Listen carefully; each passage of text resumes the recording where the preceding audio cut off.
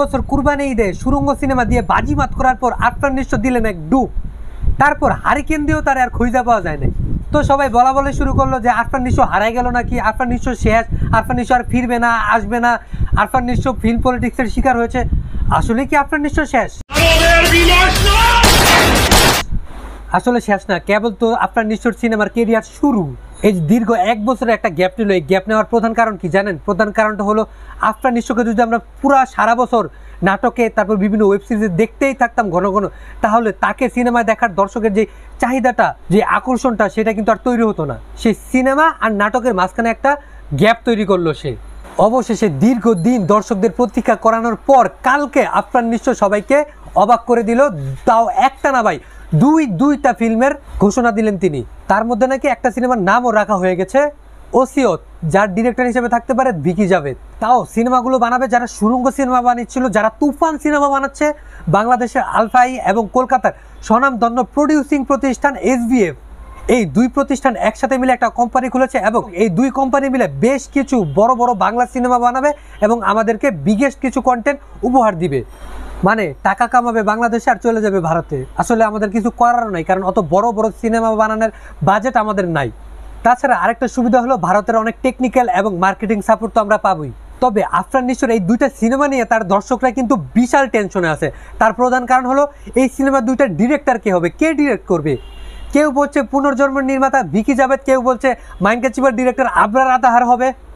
তবে আমি বলবো ডিরেক্টর যেই হোক, এবার তাকে আমরা একটা মাস মাসালাদার কমার্শিয়াল সিনেমায় দেখতে চাই। শোনা যাচ্ছে এই দুটা সিনেমার মধ্যে একটা সিনেমা পুরো অ্যাকশন মাস মাসালাদার কমার্শিয়াল সিনেমা হবে। তবে তুফান সিনেমার শেষে দিয়ে যদি তার রোলেক্সের মতো একটা এন্ট্রি হয়ে যায় ভিলেন হিসেবে, তাহলে কেমন হতে পারে? মন্দ হয় না। কিন্তু তুফান সিনেমায় কখন কি হবে কেউ কিন্তু কিছু জানে না। তাছাড়া ডিরেক্টর রায়হান রাফিও কিন্তু বলেছে তুফান সিনেমায় আরো অনেক চমক বাকি আছে। তবে আস্তে আস্তে আমাদের বাংলা ফিল্ম ইন্ডাস্ট্রিটাও ঘুরে দাঁড়াচ্ছে। দেখেন, শাকিব খান মানে একাই একটা পুরো ফিল্ম ইন্ডাস্ট্রি।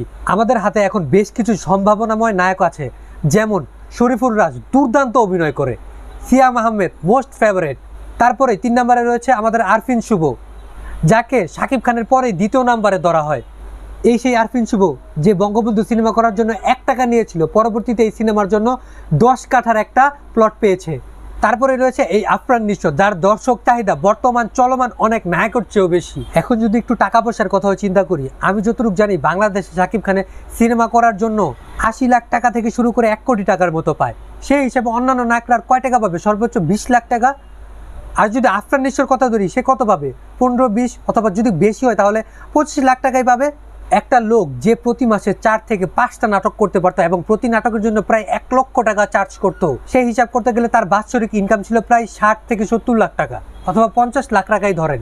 আর সে সিনেমা করে কয় টাকা পাচ্ছে? আর 1 বছরে সে কয়টা সিনেমা ব্যবহার করতে পারবে? সর্বোচ্চ 1টা থেকে 2টা সিনেমা তার কত টাকা আসবে?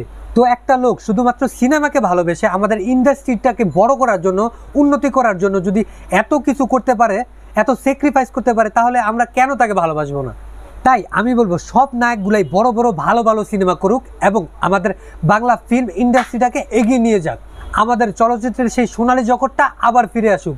এই ব্যাপারে আপনার কি মতামত অবশ্যই আমার কমেন্টে জানাবেন। আপনি কি চান? আর পরবর্তী সকল সিনেমার আপডেট পেতে আমার চ্যানেলটি এখনই সাবস্ক্রাইব করে রাখুন আর দেখতে থাকুন সজীবের ডাইরেক্ট পয়েন্ট।